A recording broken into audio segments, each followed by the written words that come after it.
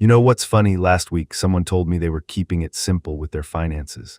They had one checking account, one savings account earning 0.01% interest, and they were putting exactly $200 a month into a target date fund because that's what their 401k automatically enrolled them in. They were so proud of how simple everything was. And I had to break it to them that their simplicity was costing them approximately $847,000 over their working lifetime. Yeah, $847,000. Here's the thing, financial simplicity has become this weird badge of honor. We've convinced ourselves that being hands-off with money is somehow more enlightened, more zen, more adult. But what if I told you that the financial industry has spent billions of dollars convincing you that simplicity is a virtue specifically because it makes them rich and keeps you poor? My name is Elon Musk, and I spend way too much time thinking about the gap between what we think financial simplicity costs us and what it actually costs us. If you're someone who's been told to set it and forget it, who thinks that actively managing your money is somehow stressful or beneath you, or who's proud of having a simple financial setup without actually knowing what that simplicity is costing you, make sure to hit that subscribe button and give this video a thumbs up if this helps you out. Because today we're going to talk about something that makes me genuinely frustrated, the cult of financial simplicity. And look, I'm not saying you need to become a day trader or spend 40 hours a week analyzing stocks. But what I am saying is that there's a massive difference between simplicity and negligence, and most people have crossed that line without even realizing it. So let's start here. When did simple become synonymous with good when it comes to money? I'll tell you when. It happened when the financial services industry realized they could make more money off your ignorance than your engagement. Think about it. Target date funds, advisors automated everything. Now you might be thinking, wait, aren't those good things? And sure, they can be. But here's what most people don't realize. These products aren't designed to maximize your wealth. They're designed to maximize fee extraction while minimizing your complaints. Let me give you a concrete example. The average target date fund charges about 0.75% in fees. Sounds tiny, right? 0.75%. But let's do the math that the financial industry really hopes you never do. Let's say you're 30 years old, making $60,000 a year, and you're putting away 10% of your income, so $6,000 annually. You get a 3% raise each year, and you keep contributing 10%. Your money grows at 8% annually before fees, which is actually pretty conservative for a portfolio over 35 years. With that 0.75% fee eating away at your returns every single year, you'll end up with about $873,000 at age 65. Now, what if instead you used a simple 3-fund portfolio with index funds charging an average of 0.05% in fees? Same contributions, same growth rate. You'd have $1,147,000. That's a $274,000 difference for doing basically the same thing, for keeping it simple in the way the financial industry wants you to keep it simple. And here's where it gets really interesting. That $274,000 isn't even the full cost. Because remember, I said the total cost was $847,000. Where does the rest come from? Look, the fees are just the beginning. The real cost of financial simplicity comes from 3 places that nobody talks about. First, opportunity cost of cash sitting idle. The Federal Reserve Bank of Louis reported that the average American household has about $8,000 sitting in checking accounts earning essentially nothing. Maybe 0.01% if you're lucky. Meanwhile, high-yield savings accounts are paying 4.5% to 5% right now. That's not some risky investment. That's FDIC-insured, completely safe money. So let's say you keep $8,000 in a checking account for 35 years, earning 0.01% instead of moving it to a high-yield savings account earning an average of 3% over that time period. That's the difference between having $8,003 and having $22,556. You left $14,553 on the table, because moving money between accounts felt complicated. But wait, you say, nobody keeps the same $8,000 for 35 years. You're right, which makes it worse, because you're constantly replenishing that low-earning checking account with new money that could be earning more. Second, the simplicity tax on not optimizing tax-advantaged accounts. Here's what kills me. According to Vanguard's How America Saves report, only 14% of 401k participants maxed out their contributions in 2023. Only 14%, and I get it, not everyone can afford to max out, but here's the thing. A lot of people who can't afford it aren't doing it because they've automated some simple contribution amount and never revisited it. Let's say you're in the 24% tax bracket and you're leaving $5,000 of 401k space unused each year. That's $1,200 in taxes you're paying unnecessarily every single year. Over 35 years, not adjusting that one simple automation costs you $42,000 in unnecessary taxes. And that's not even counting the compound growth you missed on that money. Third, the inflation erosion that simple savings can't outpace. The average simple saver puts money in a regular savings account and feels good about saving. But here's the brutal truth. With inflation averaging 3.2% over the past 20 years and the average savings account paying 0.4%, you're not saving money. You're losing purchasing power at a rate of 2.8% per year. Put $50,000 in that savings account and leave it for 20 years. You'll have $50,400, except that $50,400 will buy you what $27,600 buys you today.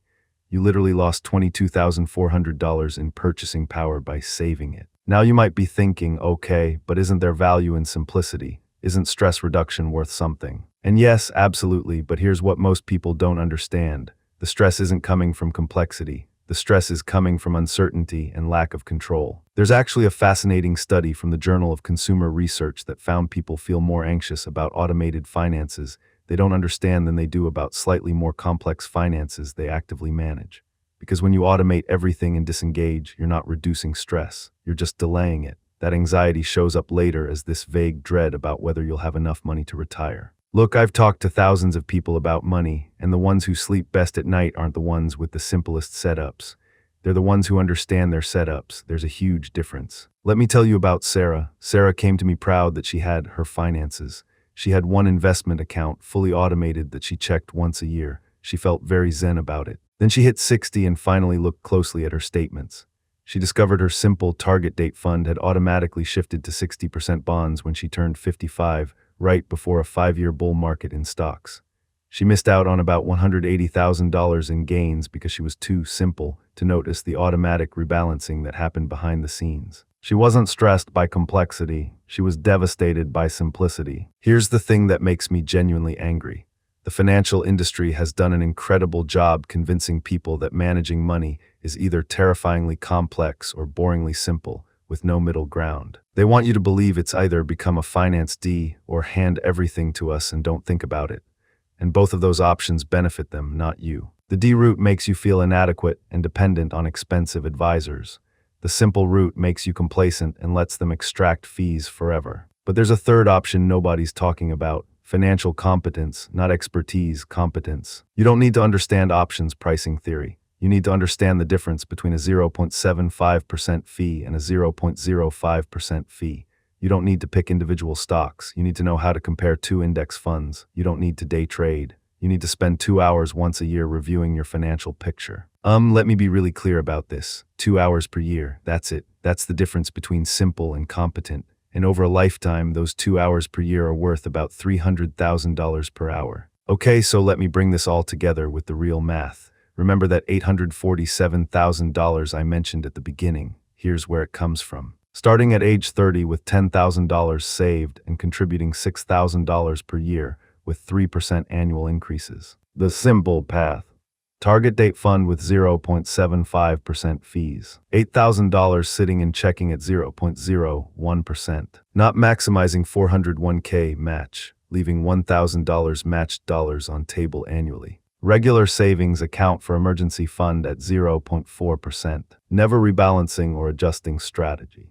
Total at 65, $891,000. The competent path. 3-fund portfolio with 0.05% fees. Only 1 month expenses in checking, rest in high-yield savings at 4%. Maximizing full 401k match. High-yield savings for emergency fund. Annual 2-hour review with minor adjustments. Total at 65, $1,738,000. That's the $847,000 difference. For approximately 70 hours of work over 35 years. That's $12,100 per hour. So what do you actually do? Here's what I want you to do, and I'm going to make this as actionable as possible. Step 1, calculate your simplicity tax. Right now today, pull up your accounts, add up all your fees, look at where your cash is sitting, figure out if you're maximizing tax-advantaged space. Just know the numbers, don't change anything yet, just look. Step 2, make 3 high-impact swaps. First, move your idle cash to a high-yield savings account. This takes 20 minutes and earns you thousands of dollars over time. Second, compare your investment fees to low-cost index fund alternatives. If you're paying more than 0.2% for a portfolio, you're paying the simplicity tax. Third, increase your 401k contribution by 1%. just 1%. Most people don't even notice it in their paycheck, but it compounds dramatically over time. Step 3, set a calendar reminder. Twice a year, 1 hour each time, that's it. Review your accounts, rebalance if needed, look for optimization opportunities. This isn't complicated, this is just paying attention. Here's what I need you to understand. Financial simplicity isn't a virtue. Financial negligence isn't zen. And being hands-off with your money isn't sophisticated, it's just expensive. The financial industry has spent billions creating this narrative that good investors are passive investors.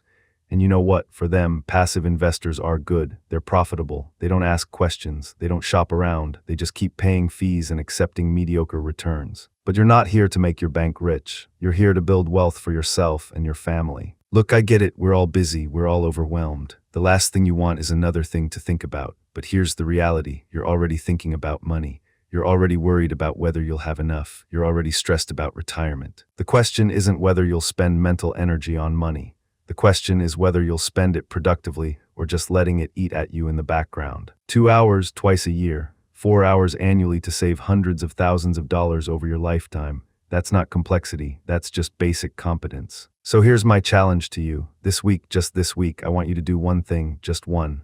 Open up all your financial accounts and write down 3 numbers. 1, your total fees across all accounts. 2, your average interest rate on cash. 3, your current investment return after fees. That's it, don't change anything yet, just know those 3 numbers. Because once you know them, once you see what your simplicity is actually costing you, you can't unsee it.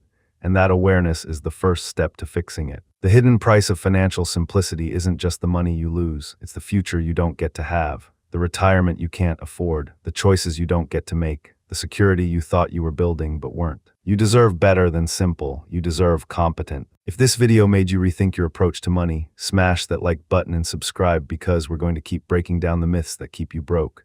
And drop a comment telling me what your biggest simple financial mistake has been. I read every comment and I learned from your stories just like you learned from mine. Remember, the financial industry wants you simple. You should want yourself wealthy. See you in the next one.